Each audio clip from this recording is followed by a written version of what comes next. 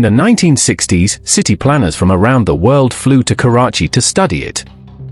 They didn't come to fix it, they came to learn from it. It was the city of lights, jazz clubs, glamorous film sets, a booming port. It was the future of Asia. 50 years later, it became the most dangerous megacity on Earth. Over 2,000 people targeted, executed, and dumped in the streets in a single year. Not because of religion, and not because of poverty. This is the story of what happens when a city swallows more people than it can hold, and how the lights went out. If you are into these forgotten histories, make sure you are subscribed to Vaulted Cities. We dig into the stories cities don't want told. To understand what Karachi became, you need to understand what it was. Before partition, Karachi was a modest port city on the Arabian Sea coast of Sindh. Predominantly Hindu in its commercial class, with a Sindhi Muslim majority and a small British administrative population. A functioning, unremarkable colonial city that nobody would have predicted would become one of the largest cities on Earth. Then came August 14, 1947. Pakistan was born. And in the weeks and months that followed, one of the largest mass migrations in human history began. As millions of people fled from India to Pakistan in the aftermath of partition, Karachi acted as an important transit center and offered better economic opportunities. As a result, Karachi's population grew dramatically. The people who came were called muhajirs, from the Arabic word for migrants. Upon the creation of Pakistan in 1947, millions of refugees and migrants from India made Karachi their new home, settling alongside the native Sindhi population. They came from Lucknow, from Delhi, from Hyderabad, from Bombay. Educated, urban, Urdu-speaking Muslims who had given up everything they owned in India to build a life in the new country. Doctors, lawyers, teachers, civil servants, merchants, the professional class of northern India arriving at Karachi's port with their families and their ambitions and almost nothing else. Within a few years of partition, Karachi was transformed into a Muhajir city, from a predominantly caste Hindu population to a majority Muhajir population, even as Sindhis came to form a minority both in the city and in the province. The city's population exploded. Squatter settlements appeared overnight. Neighborhoods formed along ethnic and linguistic lines. The Muhajirs settled in certain areas, the Sindhis in others. The Pashtuns from the northwest, who came later drawn by economic opportunity, in others still. Karachi became Pakistan's first capital, its largest city, its economic engine. And in the 1960s, it genuinely glittered. The film industry, Lollywood, was producing glamorous films that competed with Bollywood across the subcontinent. The restaurant scene was vibrant. The nightlife was real. International airlines connected Karachi to every major city in the world. Urban planners studied its growth rate with admiration. The City of Lights was not a myth. It was real. For a while.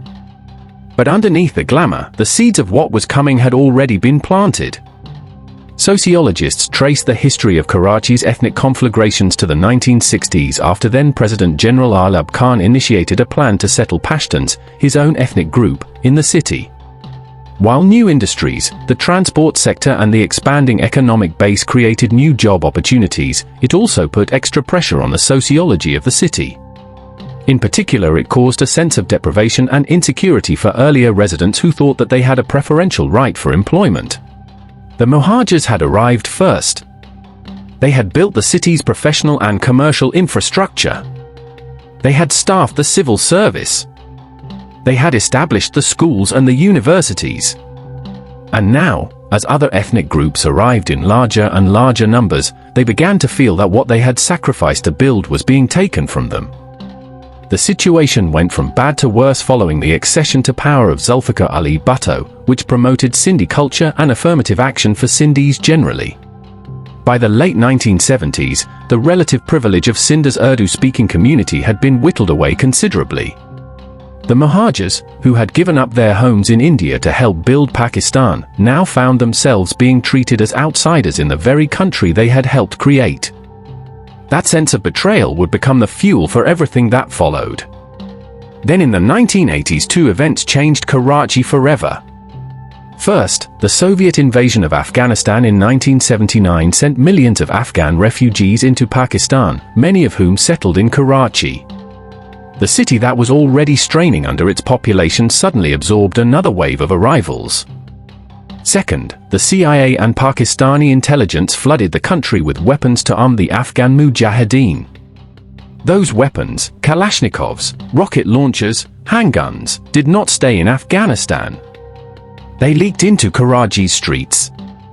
A city already divided along ethnic lines was now armed. In 1984, a student union leader named Altaf Hussain founded a political movement.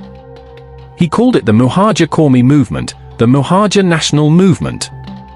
Its founding principle was simple and electrifying. The Muhajirs were a nation within a nation, and they deserved recognition, representation, and protection.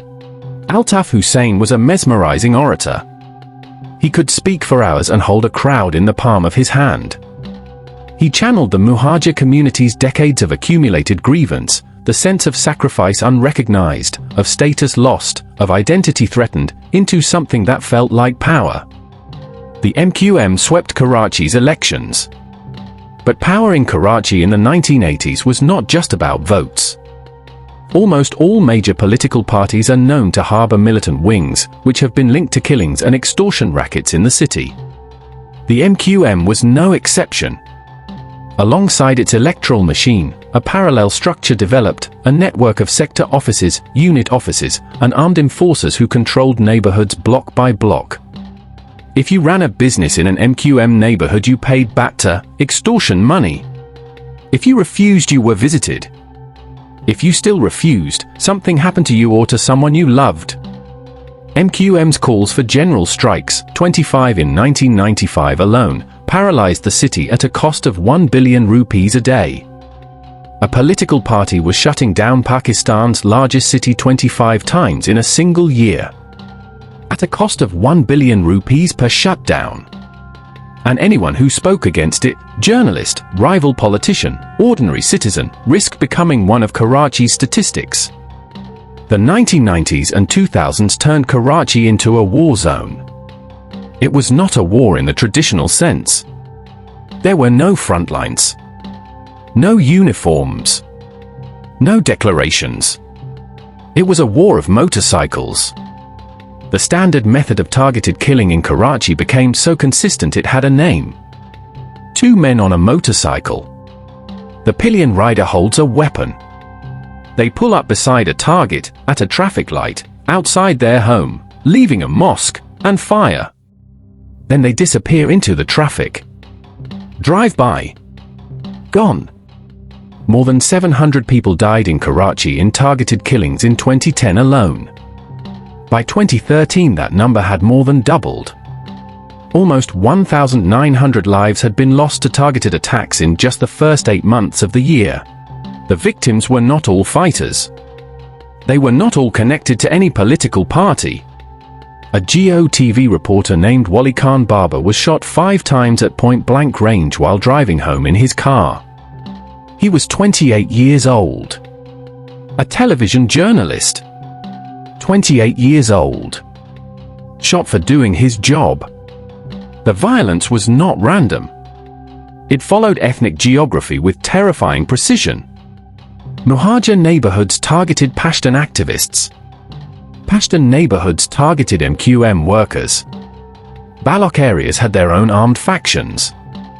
And within the MQM itself, a breakaway faction called the Hakiki split the movement into 2 groups that spent years trying to kill each other. The cycle of violence had claimed the lives of 200 people in a single month. 200 people. In 1 month. From one internal political dispute. In a city of 20 million people, life had a price tag and the price was low. In 2013, the Pakistani military finally moved. What they called the Karachi Operation began, a massive law enforcement and paramilitary crackdown on the armed groups that had turned the city into a killing ground. Rangers, Pakistan's paramilitary force, moved into MQM offices, Pashtun neighborhoods, Balok strongholds, They arrested, they raided, they dismantled the extortion networks piece by piece. The state's counterinsurgency measures also included outright murder. In the daily newspaper reports of the deaths of MQM militants, the phrase "killed in police encounters" became an accepted euphemism for extrajudicial killings. The operation reduced the killing numbers dramatically. By 2017, the annual targeted killing count had fallen from over 2,000 to under 200. It was progress. But it was also brutal. And it did not answer the question that Karachi has been asking for 70 years. What do you do with a city of 20 million people, from dozens of ethnic groups, speaking dozens of languages, carrying generations of accumulated grievance, that has never figured out how to share? Today Karachi is home to somewhere between 15 and 20 million people. No one knows the exact number because no accurate census has been possible in a city this complex and this volatile. It is still Pakistan's economic engine. It generates nearly a third of the country's tax revenue. Its port handles the vast majority of Pakistan's international trade. Its stock exchange is one of the most active in Asia. It is still a city of extraordinary energy. The food is extraordinary. The music scene has revived. The street art is stunning. The entrepreneurial spirit of a city that has absorbed wave after wave of desperate people and kept functioning is almost impossible not to admire.